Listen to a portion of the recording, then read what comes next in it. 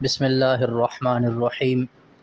نحمدہ ونصلی ونسلم علی رسولہ الکریم اما بعد۔ میرے انتہائی معزز سامعین اور سامعات، آج میں آپ حضرات کے سامنے خلیفہ اول، خلیفہ بلا فصل، امیر المؤمنین حضرت ابو بکر صدیق رضی اللہ تعالی عنہ کی آپ صلی اللہ علیہ وسلم سے جو لازوال محبت، آپ صلی اللہ علیہ وسلم سے وفاداری اور اس دین کا جو درد آپ کے قلب مبارک میں موجود تھا، اس حوالے سے کچھ گزارش عرض کرنا چاہوں گا۔ امام بخاری رحمۃ اللہ علیہ نے صحیح بخاری میں یہ واقعہ نقل کیا جو میں آپ کو سنانے جا رہا ہوں کہ حضرت ابو بکر صدیق رضی اللہ تعالی عنہ جب اسلام قبول کر لیا اور آپ سب سے پہلے مردوں میں اسلام لے کر کے آئے، تو آپ صلی اللہ علیہ وسلم نے ان سے فرمایا کہ دین کی دعوت خفیہ طریقے سے دیں اور اپنے اسلام کو خفیہ رکھیں، اعلانیہ نہ رکھیں، اس لیے کہ مشرکین مکہ بڑی طاقت میں تھے، بہت ظلم و ستم کرتے تھے۔ تو آپ صلی اللہ علیہ وسلم نے حکمت کے تحت آپ کو منع فرمایا کہ دین کو آپ نے خفیہ رکھنا ہے، اعلان نہیں کرنا۔ لیکن چونکہ مشرکین مکہ کو معلوم ہو چکا تھا کہ ابو بکر صدیق رضی اللہ تعالی عنہ پیارے پیغمبر صلی اللہ علیہ وسلم پہ ایمان لا چکے ہیں، آپ کے لائے ہوئے مبارک دین کو قبول فرما چکے ہیں، اس لیے انہوں نے آپ صلی اللہ علیہ وسلم کے اس عظیم دوست کو مشرکین مکہ نے تنگ کرنا شروع کیا اور طرح طرح کی تکالیف پہنچانا شروع فرمائی۔ حضرت ابو بکر صدیق رضی اللہ تعالی عنہ نے ارادہ فرمایا کہ میں حبشہ کی طرف ہجرت کر کے چلا جاتا ہوں، کیونکہ بہت سے صحابہ کرام اس سے پہلے حبشہ کی طرف ہجرت فرما چکے تھے۔ ابھی آپ راستے ہی میں تھے کہ ایک شخص ابن الدغینہ یہ آپ کو ملا اور آپ سے پوچھا کہ آپ کیوں ہجرت کر رہے ہیں اور آپ کہاں کا ارادہ رکھتے ہیں؟ آپ نے فرمایا کہ میں حبشہ کی طرف جا رہا ہوں، یہاں لوگ پریشان کرتے ہیں، دین پہ عمل کرنے نہیں دیتے۔ تو اس شخص نے یہ کہا، ابن الدغینہ نے، کہ آپ جیسے عظیم شخص کو لوگ کیسے اپنی قوم سے نکال سکتے ہیں؟ آپ تو غریبوں کی بڑی امداد فرماتے ہیں، یتیموں کی بیواؤں کے ساتھ دیکھ بھال کرتے ہیں، ان کا خیال کرتے ہیں، آپ مہمانوں کی مہمان نوازی کرتے ہیں۔ آپ جیسے عظیم انسان کو اس دنیا سے، آپ جیسے عظیم انسان کو یہاں سے نہیں نکالا جا سکتا۔ تو حضرت ابو بکر صدیق رضی اللہ عنہ نے اس سے کہا تو پھر کیا کیا جائے؟ ابن الدغینہ نے کہا کہ ایسا کرتے ہیں کہ میں چونکہ اپنے علاقے کا سردار ہوں، قوم کا سردار ہوں، تو میں جو ہے وہ آپ کو پناہ دے دیتا ہوں، وہ جا کے مشرکین مکہ کے جو سردار ہیں ان سے بات کرتا ہوں کہ میں آپ کو پناہ دیتا ہوں، اور جب آپ میری پناہ میں آ جائیں گے تو اس وقت وہ آپ کو کوئی نقصان پہنچانے کی جرت نہیں کریں گے۔ یہ شخص حضرت ابو بکر صدیق رضی اللہ عنہ کو لے کے واپس مکہ آیا، وہاں کے مشرکین مکہ سے بات کی، سرداروں سے بات کی، کہا کہ اس کو میں نے پناہ دے دی ہے، اب کوئی اس کو نقصان نہ پہنچائے۔ ان لوگوں نے کہا کہ ہم ایک شرط پہ آپ کے اس امن کو مان لیں گے اور ہم اسے نہیں ختم کریں گے، وہ یہ ہے کہ ابو بکر رضی اللہ عنہ اپنے دین کی جو دعوت ہے وہ خفیہ رکھیں، اعلانیہ عبادت نہ کریں، اپنے گھر کے اندر رہ کے اپنے اللہ کی عبادت کرتے رہیں، ہمیں ان سے کوئی شکوہ شکایت نہیں ہے۔ چنانچہ اس معاہدے پر کہ ابو بکر صدیق رضی اللہ عنہ گھر کے اندر رہ کے خفیہ عبادت کریں گے اور قرآن کی آہستہ آواز سے تلاوت کریں گے، تو ابن دغینہ کے اس امن کو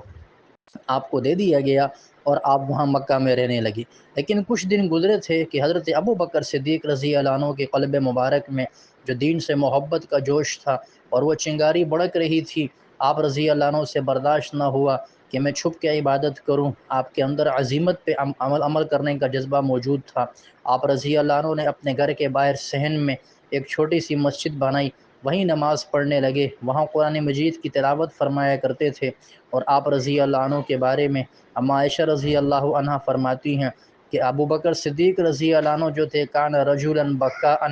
بہت زیادہ نرم دل کے مالک تھے، بہت زیادہ رونے والے تھے، قرآن کی جب تلاوت کرتے تو بہت روتے تھے۔ حضرت ابو بکر رضی اللہ عنہ جب قرآن کی تلاوت فرماتے اور رونے لگ جاتے تو اس موقع پر مشرکین مکہ کی جو عورتیں ہوتی تھیں اور ان کے جو بچے ہوتے تھے وہ آ کے آپ کے اوپر رش لگا دیتے، آپ کے پاس جمع ہو جاتے، اور پھر وہاں پہ وہ حضرات جو ہے رش لگا کے آپ کی اس تلاوت کو سنتے رہتے تھے۔ اب ان کے سرداروں کو یہ خیال ہوا کہ ایسا نہ ہو کہ یہ خواتین اور بچے جو قرآن سننے جاتے ہیں ابو بکر رضی اللہ عنہ کو نماز پڑھتے ہوئے دیکھتے ہیں، یہ ان کے لیے ایک نئی چیز ہے، یہ ان سے متاثر ہو کر کے اسلام قبول نہ کر لیں۔ چنانچہ انہوں نے فیصلہ یہ کیا کہ اب ابن الدغینہ کو دوبارہ بلایا جائے اور اس سے بات کی جائے کہ آپ نے جو معاہدہ کیا تھا ابو بکر رضی اللہ عنہ تو اس معاہدے کی خلاف ورزی کر رہے ہیں، لہذا آپ اپنے امن کا معاہدہ ختم کریں تاکہ ہم ان سے نمٹ لیں۔ ابن الدغینہ کو جب بتایا گیا، وہ آیا، آگے صدیق اکبر رضی اللہ عنہ سے بات کی اور کہا کہ میں نے آپ کو امن دلوایا تھا اس شرط پہ کہ آپ خفیہ عبادت کریں گے، آپ نے وعدے کی پاسداری نہیں کی۔ تو صدیق اکبر رضی اللہ عنہ نے اس موقع پر جملہ ارشاد فرمایا کہ اگر تم اپنا امن واپس لینا چاہتے ہو تو مجھے تمہارے دیے ہوئے امن کی کوئی ضرورت نہیں، میرے لیے اللہ اور اس کے رسول صلی اللہ علیہ وسلم کا دیا ہوا امن ہی کافی ہے۔ یعنی میں اللہ کے جیوار اور پیارے پیغمبر صلی اللہ علیہ وسلم کے جیوار یعنی آپ کی پناہ کو جو انہوں نے مجھے دی ہے اسلام کی امن کی صورت میں اسے ہی پسند کرتا ہوں۔ چنانچہ ابن الدغینہ نے اپنا امن واپس لیا۔ پھر صدیق اکبر رضی اللہ عنہ کو بڑا پریشان کیا گیا، ستایا گیا، لیکن آپ نے دین کی خاطر سب کچھ برداشت کیا۔ میرا یہ واقعہ سنانے کا مقصد یہ ہے کہ دیکھیں اس میں ایک بات تو ہمیں یہ سمجھ میں آئی کہ حضرت ابو بکر صدیق رضی اللہ تعالی عنہ کے بارے میں یہ آج بہت سارے لوگ ناعاقبت اندیش قسم کے لوگ، دشمنان صحابہ، دین دشمن قسم کے لوگ کہتے ہیں کہ جی ابو بکر نے تو دین کے لیے کچھ نہیں کیا، ابو بکر رضی اللہ عنہ تو فلاں نعوذ باللہ غاصب تھے اور وہ خلافت کو غصب کیا ہوا تھا، باغ فدق کو غصب کیا ہوا تھا۔ تو دیکھیں دوسری طرف صحیح بخاری کی روایت ہے کہ کس انداز سے صدیق اکبر رضی اللہ عنہ کی دین کے ساتھ محبت کو، دین کے ساتھ عقیدت کو، آپ صلی اللہ علیہ وسلم کے ساتھ محبت کو کھول کھول کے بیان فرما رہی ہے کہ اور آپ صلی اللہ علیہ وسلم کے یہ عظیم ساتھی بہادر کتنے تھے۔ اس سے آپ کی بہادری بھی ثابت ہوتی ہے کہ دشمنان اسلام مکہ میں موجود ہیں اور بڑی تعداد کے اندر ہیں، وہ سرداران قریش ہیں، اور آپ صلی اللہ علیہ وسلم اور آپ کے چند صحابہ کرام نہتے حالت میں ہیں، لیکن صدیق اکبر رضی اللہ عنہ بے سر و سامانی کی حالت میں بھی جرت و بہادری کی داستانیں پیش فرما رہے ہیں۔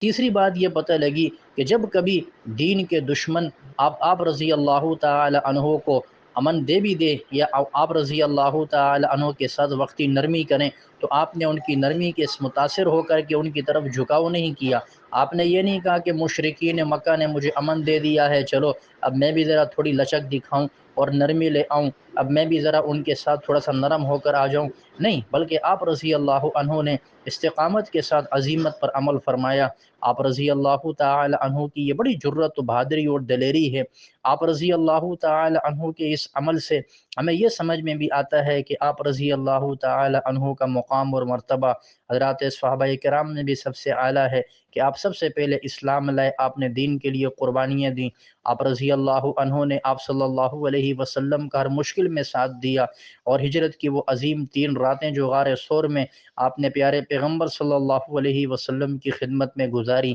وہ عظیم راتیں تھیں۔ تو اس واقعے کے اندر ہمیں ایک سبق یہ ملتا ہے جو آخری سبق ہے کہ اگر کبھی دشمن کی طرف سے محبت کا، دوستی کا ہاتھ بڑھا بھی دیا جائے تو اس کو اس کی دل کی محبت نہیں سمجھنا چاہیے، یہ دشمن کی کوئی چال ہوتی ہے جو اپنے ذاتی مقاصد کو حاصل کرنے کے لیے استعمال کی جاتی ہے۔ ہمیں دین پہ استقامت کے ساتھ قائم رہنا ہے، ہمیں دشمنوں کی پناہ کی کوئی ضرورت نہیں، ہمیں ہر حال میں اللہ اور اس کے رسول صلی اللہ علیہ وسلم کی پناہ میں آنا ہے۔ اللہ رب العالمین ہمیں تمام صحابہ کرام سے، خصوصاً صدیق اکبر رضی اللہ عنہ سے محبت نصیب فرمائے، دین پہ عمل کا جذبہ عطا فرمائے، دین پہ استقامت نصیب فرمائے۔ وما علینا الا البلاغ المبین۔